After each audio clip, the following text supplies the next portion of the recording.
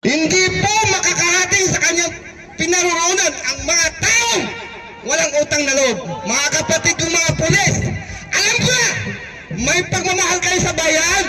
Mahal na mahal kayo! Mahal na mahal kayo! Mahal na mahal kayo! Ang ating former ama ng sambayan ng Pilipino na si former President Rodrigo Duterte sa kasaysayan ng Pilipinas!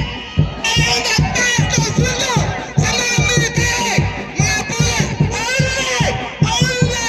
Only Duterte! Mahal niya ang mga uniform personnel sa buong Pilipinas! Mahal niya ang mga pulis!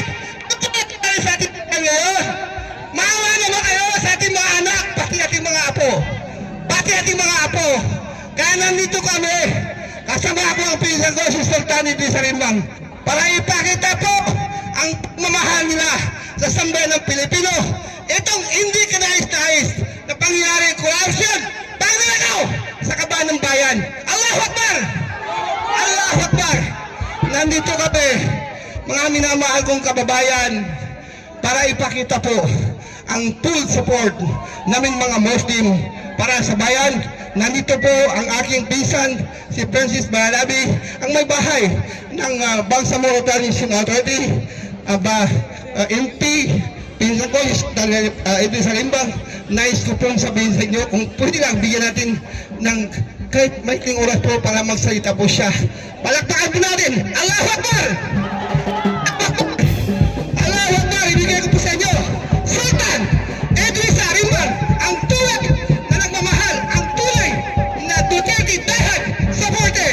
Naglakbay siya para pupunta, ipakita ang pagmamahal sa Sultan Idris Arimbang.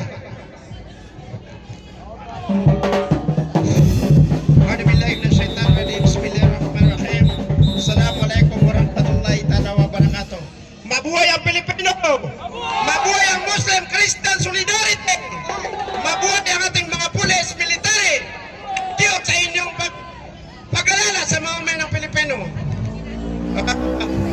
Alhamdulillah, nandito po tayo sa Manila bilang suporta ng ating mamamayang Pilipino at lalo po sa senador ngayon, yung mga nangyari ngayon. Suporta din sa inyong mga pulis. Basta huwag niyo lang kalimutan na nasa demokrasya ito ng Pilipinas. Huwag nating dalhin ang mga kababayan natin doon sa ibang bansa. Kung may problema man tayo, dito natin, may korte natin dito, meron tayong Supreme Court, meron tayong demokrasya dito. Bakit pa natin dalhin sa ibang bansa? So, nandito po tayo. Suportahan po natin ang ating mga senador na hindi tayo papayag sa impeachment. No impeachment sana. Kailangan natin yung mamumuno sa atin dito sa sambayan ng Pilipino para sa ikabular, may pagmamahal sa sambayan ng Pilipino dito sa Pilipinas. Actually, nandito po ako, mga kababayan ko ng Philippine, Frank Bangsamoro. Ako po ay isang appointed ni Tatay Digong nung siya po ay presidente. First parliamentary na Bangsamoro dito sa Lanao del Sur. Dito sa Bangsamoro, inapot ni Tatay na Maranao. Nandito po kami mga Maranao, Tausog, Maguindanao, mga kapatid natin ng Christian para sa suporta sa mamamayang Pilipino. Suportahin natin si Inday Sara Duterte. No impeachment. Kawawa po yung mamamayang Pilipino. Bakit tayo nag-impeachment? Malapit lang naman yung eleksyon 2020. Kung hindi natin gusto si Inday Sara, malapit ng eleksyon, di wag natin iboto. Bakit kailangan natin magwatak-watak tayo? Ngayon, sa impeachment na ito ngayon. Sa senador, muntik na magpatayan yung NBI, police, marines, mga civilian. Hindi ba tayo labas sa bansa natin? Sa Congress, nagwatak-watak din sila. Yung magkakaibigan, mga magkakamag-anak, nagwatak-watak din sa impeachment na ito. Hindi niyo ba alam, yung impeachment na ito, ang magkakinaban nito, yung gusto niya, manatili sa Kristo. Basta tayo, Pilipino, kailangan tayo, magkaisa tayo. No impeachment kay Sara. Palagi natin sinasabi na si Inday Sara Carpio, kung may nagawa siya na tama, wag natin ibuta 2020. Hindi natin kailangan mag-impeach. para sa atin na gumagasto ang senador, gumagasto ang Congress para sa impeachment. Wala mang kasalanan si Sara. Alam niyo what, 125 million? Napakit lang yan. Ginastos lang yan sa opisina. Alam niyo na, kayo mga kapatid kong pulis. Sino yung government dito? Alam natin yan. Na gumagastos ang opisina. Alam niyo yun. Bakit yung mga mali-malita? Huwag tayong pangit ng pangalan. Di ba mayroong mga mali-malita? May mga ebidensya na wala namang, hindi naman na-impis. Dapat ang yan ang inimpis. Binoto ng taong bayan yan. Alam niyo ba yung mga mali-malita? Pira natin yan mga Pilipino. Lahat ng government, tayong mga Pilipino ang nag-sweldo sa kanila. Pira natin yan. Bakit tayo pumapadak?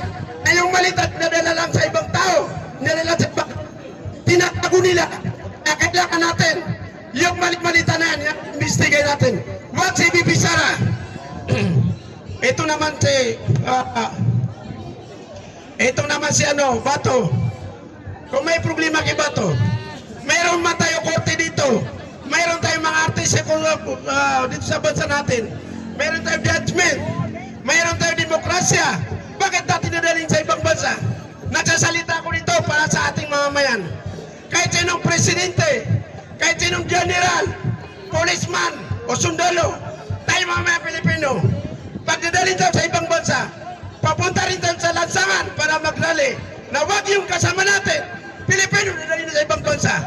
Kaya lahat, huwag tayo papayag na yung tayo mga Pilipino na dadalhin sa ibang bansa. Ano ba tingin sa atin? Wala ba tayong korte? Nandiyan kayo mga pulis namin, nagpapasalamat kami sa inyo. Nandiyan kayo, di ba? Hindi ba may korte tayo? Nandiyan kayo kung may gumawa ng masama, ulit nyo. Dalhin sa korte. Bakit natin uulit si Bato kung nadalhin sa ibang bansa?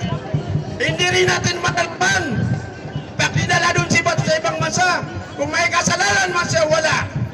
Dito tayo sa ating bansa para alam natin kung tama ba yung mga binibintang iba to o hindi. Hindi ba totoo? So kailangan natin magkaisa tayo. Bilang galing ako sa Bangsamoro, dala-dala ko po na bandila ng Bangsamoro.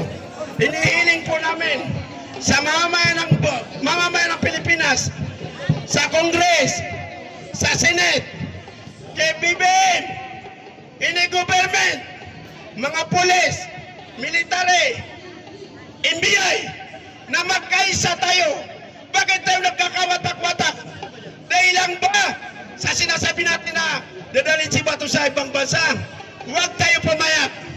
Kayong mga NBI, kayong mga pulis, sundalo, kung gusto natin may kasalanan si Bato, may korte tayo.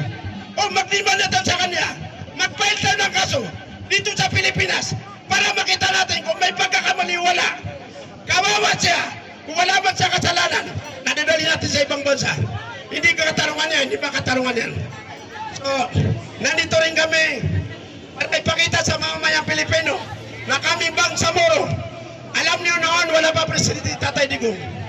Ang Bangsamoro, madami na mamatay. Hindi nakakaintindihan yung Christian, Muslim. Ngayon may Bangsamoro na. Nakakaintindihan tayo ngayon lahat. May movement kami sa BAM. Huwag. So, utang loob namin yung Tatay Digong. Yung government na Bangsamoro. Naka-autonomy ang BAM. Ilan yung dumaan ang Presidente ng Pilipinas na hindi naka-autonomy ang BAM. Nagpapatay ng sundalo, polis. Kami mga Muslim doon sa Mindanao. Pero ngayon, di ba, nakakaintindihan tayo mga pulis, sundalo, military, civilian, dahil sa BAM.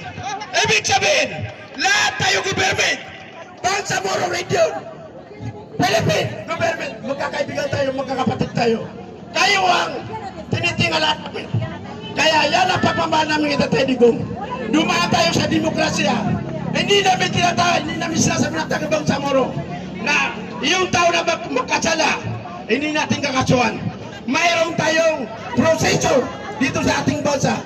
Sumunod tayo sa batas natin. Kawawa po tayo. Lahat tayo may mga anak, di ba? Yung mga anak nyo, pag may pangyari, may kaso, dadalhin ba kayo doon sa ibang bansa? Huwag tayong gawin yan.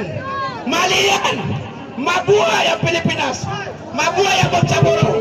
Mabuhay ang mga senador. Mabuhay ang mga policeman na nakikinig sila sa taba. Mabuhay kayong mga police military.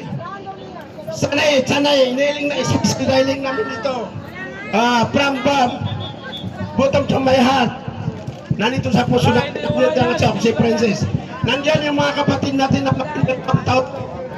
Now, in a tribe Christian, bilang serman sa Muslim Christian Solidarity, nananawagan po kami sa ating gobyerno, si Bibin, sa demokrasya natin, na ibalik si Tatay Digong dito sa ating bansa, maan ng Pilipinas. Kung may problema man, dito tayo magkorte para malaman din natin kung anong pagkakamali bawat isa sa atin. Hindi sa nung dinala, mismo tayo mga pulis, hindi natin maintindihan kung anong nandun sa tayo. Hindi natin alam. Di ba tama ba o mali? Kaya mga pulis namin, kayong saligan ng katotohanan, kayong saligan ng ating bansa, sundalo, pulis, sila sa mga NBI. Bakit tayo makikisawsaw sa gulo na lipo-lipo? Gulo na politika? Bakit tayo makikisawsaw? Hintayin natin. 1 year ngayon, magpapalit tayo ng presidente. 1 year lang. O di ba? Kung ayaw natin doon sa ibang presidente, huwag natin ibuto. Iyaw na sakit ang loob natin. Bakit tayo na din doon? Bakit tayo na-apply ka? Thank you very much. Inshallah, mananalo si VP Sara, Vice President of the Republic of the Philippines, sa kaniyang mga kawain. VP Sara, sa ating Pilipinas. Na maagdap yung binabato sa mga hindi totoo. Kaya nagpapasalamat pa rin kami kaya kasi nandiyan si VP Sara na iniintindi tayo niya mamayang Pilipinas. So salamat sa mga media, lahat ng media dito na gusto niyo kapayapaan, palagi kayo nakatutok sa ating grupo. Salamat po kami sa inyo. Sobra-sobra. Thank you rin mga polis. Thank you sa mga NBI. Gumawa tayo ng tama. Huwag tayo gumawa ng mali. Thank you po sa ating mga kapatid na Christian, Muslim, Solidarity. Huwag natin kalimutan mga kapatid kong polis. Yung nagawa ni Tatay Digong, the first time history. Kaya kami sa Bangsamoro, hindi namin nakakalimutan siya Tatay Digong. Nagawa niya ang BAM, naging gobyerno. Nakaintindihan tayo ngayon. Kaya hindi namin makakalimutan si Tatay Digong. Kaya sa kapit, mga sundalo, polis, na maintindihan nyo rin si Tatay Digong, magtulungan tayo pa sa ikakaunlan ng ating bansa, pagkakaisa ng mamayang Pilipino. Thank you very much sa mga ini-supporter ni Sara. Nagpapasalamat kami. Assalamualaikum.